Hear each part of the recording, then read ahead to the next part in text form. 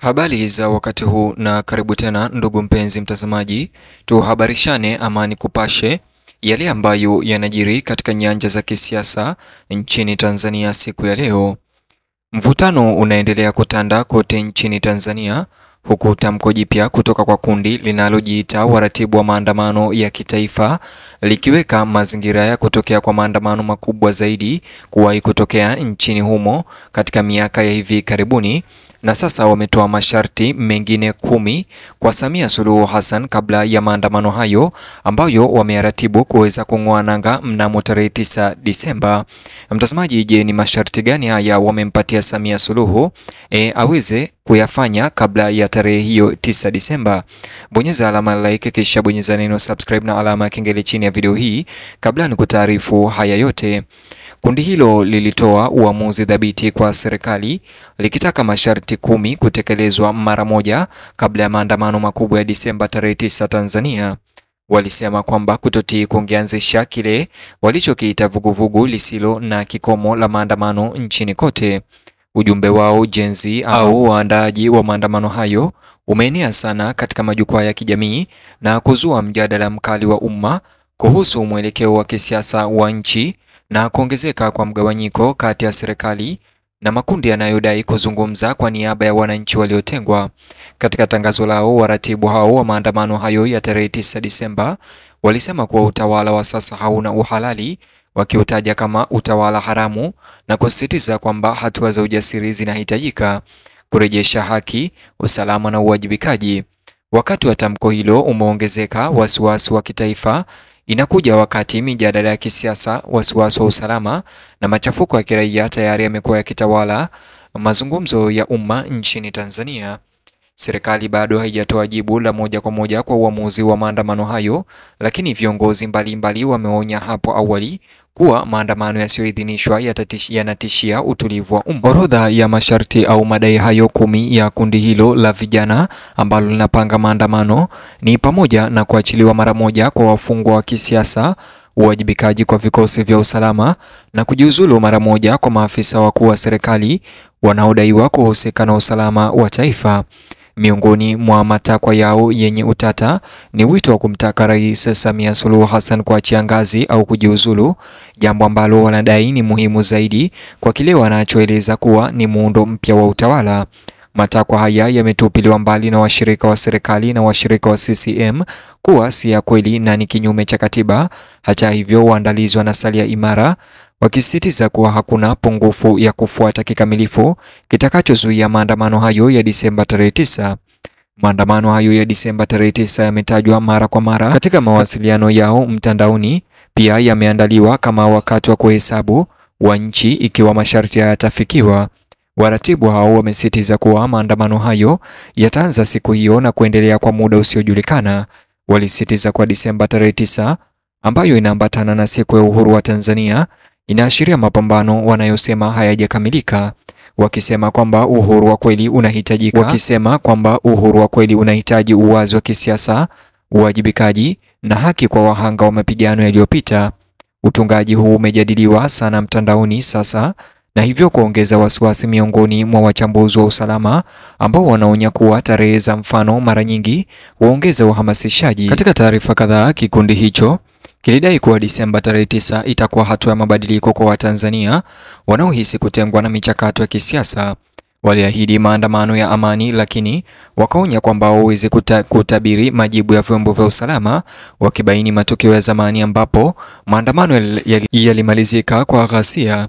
Uvumilivu wao umefanya kulinganisha na vipindi vya awali vya miezi ya hivi karibuni au wiki za hivi karibuni ambapo vikosi vya usalama vilipambana na waandamanaji wakati wa maandamano dhidi ya madai ya kupindukia kwa serikali, wakati wa maandamano dhidi ya kupinga uchaguzi.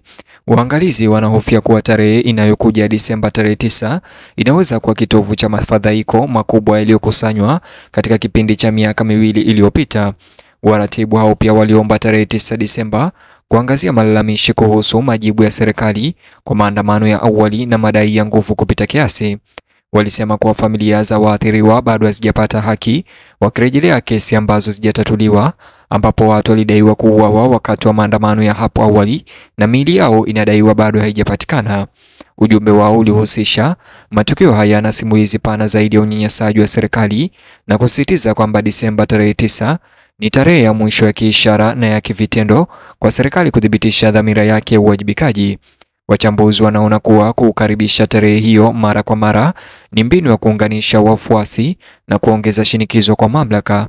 Muhimu kwa matakwa ya kundi hilo ni haki kwa wale waliopoteza maisha wakati wa maandamano ya uchaguzi. Mahitaji ya matibabu ya bure kwa watu wote waliojeruhiwa wakati wa maandamano yaliyopita pia yamepata nguvu kati ya mashirika ama masharti yaliyotolewa katika barua hiyo iliyotumwa kwa serikali.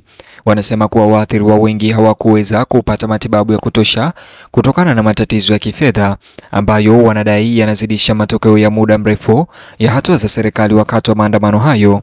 Suala hili limesisitizwa hapo awali na mashirika ya haki za binadamu yakitaka mageuzi ya kina ya ulinzi wa polisi na juhudi za kukabiliana na dharura wakati wa mikusanyiko ya watu.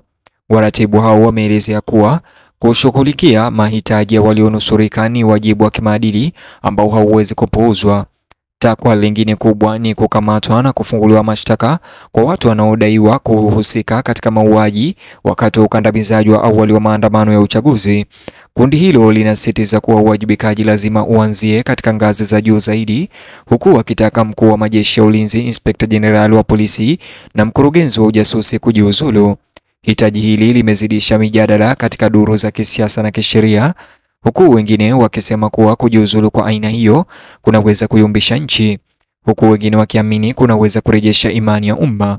Mvutano uliopita kati ya raia na vikosi vya usalama unaendelea kuchochea mijadala hii.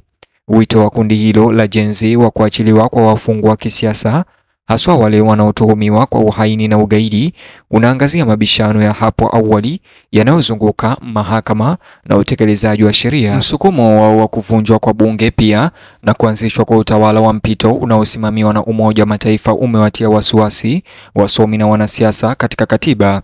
Wanasema kuwa hatua hiyo inakinzana na mfumo wa sheria wa nchi hiyo na ingehitaji kiwango cha ushiriki wa kimataifa ambacho ni nadra kuonekana katika mataifa tulivu. Waratibu wao hata hivyo wanashikilia kuwa Tanzania iko katika njia panda na kwamba hatua madhubuti zinahitajika ili kulilinda taifa dhidi ya kuzorota zaidi. Matamshi ya waandaaji wa maandamano hayo yanaonyesha mwelekeo mpana unaoonekana katika mataifa kadhaa ya Afrika ambapo wanaharakati wanazidi kutaka uangalizi wa kimataifa.